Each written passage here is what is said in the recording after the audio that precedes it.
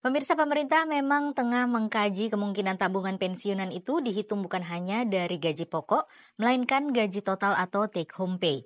Sebab saat ini banyak ASN yang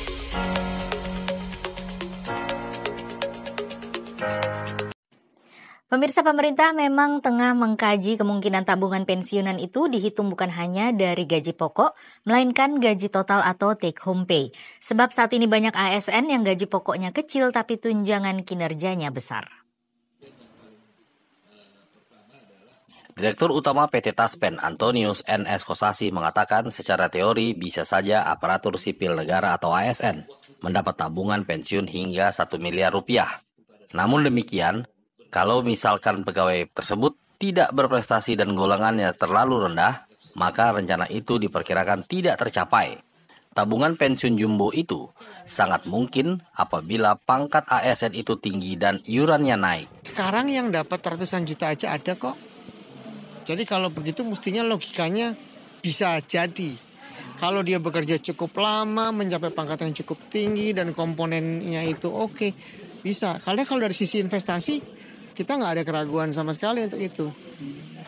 Dari sisi investasi itu kita bisa berinvestasinya bagus. Investasi kita tinggi, rata-rata setahun itu 8-9%, maka di atas 9%. Jadi bisa. Nah itu kalau dari sisi, kalau secara total 1 miliar pasti lewat. Tapi kalau yang diharapkan itu misalnya 1 miliar pada waktu pensiun dapat grup begitu, tergantung programnya nanti seperti apa. Bisa aja. Sebelumnya, Menteri Pendayagunaan Aparatur Negara dan Reformasi Birokrasi Cahyokumolo mengklarifikasi pernyataannya soal wacana aparatur sipil negara mendapat dana pensiun 1 miliar rupiah. Cahyo juga membantah mengusulkan hal itu kepada Menteri Keuangan Sri Mulyani.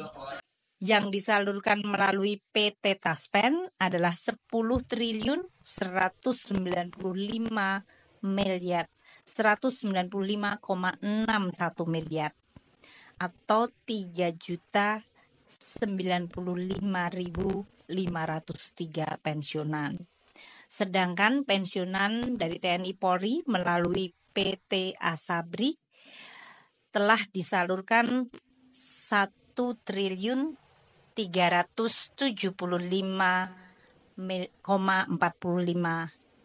1.375,48 miliar rupiah. Itu untuk pensiunan TNI Polri yang disalurkan melalui PT Asabri sebanyak 481.856 pensiunan. Tingkat KEM PPKF tahun 2026. Sesuai amanat konstitusi dan undang-undang, KEM PPKF tahun 2026 merupakan proses pembicaraan pendahuluan dalam rangka penyusunan Rencana Anggaran Pendapatan dan Belanja Negara atau RAPBN tahun 2026. Pada forum yang baik ini dan karena bulan Syawal belum lama berlalu, izinkan kami juga menyampaikan selamat Hari Raya Idul Fitri 1446 Hijriah dan mohon maaf lahir dan batin secara tulus. KEM PPKF tahun 2026 disusun oleh pemerintah Presiden Prabowo dan Wakil Presiden Gibran Rakabuming untuk mewujudkan amanat Undang-Undang Dasar 1945 Pasal 33 yang menyatakan bahwa perekonomian disusun sebagai usaha bersama berdasarkan azas kekeluargaan. Selain itu, bumi, air, dan kekayaan alam yang terkandung di dalamnya dikuasai oleh negara dan dipergunakan sebesar-besarnya untuk kemakmuran rakyat. Prinsip ini sejalan dengan visi Indonesia Emas 2045. Penyusunan KEM PPKF 2026 dihadapkan pada perubahan dahsyat dan fundamental yang drastis dan dramatis dalam lanskap tatanan dan tata kelola dunia saat ini. Globalisasi dan semangat kerjasama antar negara telah berubah menjadi fragmentasi dan persaingan sengit antar negara di semua segi. Proteksionisme dan orientasi inward looking serta prinsip my country first telah mengancam dan menghancurkan kerjasama bilateral dan multilateral yang merupakan tatanan global sejak pasca Perang Dunia Kedua yang dibangun dan didominasi oleh negara-negara Barat, dalam hal ini Amerika Serikat.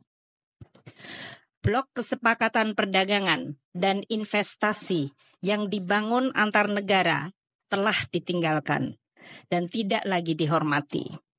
Situasi ini menciptakan gangguan rantai pasok global yang menjadi andalan dan fondasi bagi sistem ekonomi globalisasi, sehingga meningkatkan eskalasi risiko dan biaya transaksi global. Volatilitas dan ketidakpastian global telah melemahkan kegiatan ekspor, import, serta mendorong aliran modal keluar atau capital outflow, yang pada gilirannya mengancam stabilitas nilai tukar, meningkatkan tekanan inflasi, dan menyebabkan suku bunga global tetap tinggi. Kebijakan pengenaan tarif resiprokal oleh Amerika Serikat kepada 145 negara mitra dagangnya yang diumumkan oleh Presiden Trump pada tanggal 2 April 2025 dapat dibandingkan atau setara dengan tingkat tarif ekstrim tinggi yang dilakukan oleh Amerika Serikat 125 tahun yang lalu. Jarum sejarah dunia seakan berputar balik, mundur 1 abad ke belakang di Amerika Serikat, atau bahkan mundur ke abad 16 hingga 18, sewaktu kebijakan merkantilisme mendominasi dunia.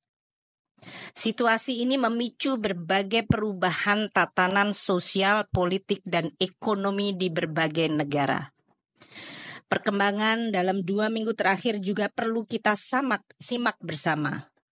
Dengan diumumkannya kesepakatan dagang antara Amerika Serikat dan Inggris, serta dimulainya pertemuan untuk proses negosiasi dagang Amerika Serikat dan Tiongkok yang menghasilkan jeda perang tarif. Respons atas kebijakan tarif resiprokal Amerika Serikat beragam, dari negara yang melakukan negosiasi langsung secara bilateral hingga melakukan tarif balasan atau retaliasi. Peranan World Trade Organization atau WTO yang diciptakan sebagai tempat negosiasi untuk dispute atau persengketaan dagang antar negara secara de facto tidak berjalan. Dinamika proses ini menggambarkan dunia akan terus dibayangi ketidakpastian akibat persaingan dan perang ekonomi, perang dagang, perang keuangan, dan bahkan perang militer antar negara. Perang dagang yang eskalatif dan ketidakpastian arah kebijakan ekonomi dunia ke depan telah memperburuk situasi perekonomian dunia yang sudah rapuh sejak awal tahun.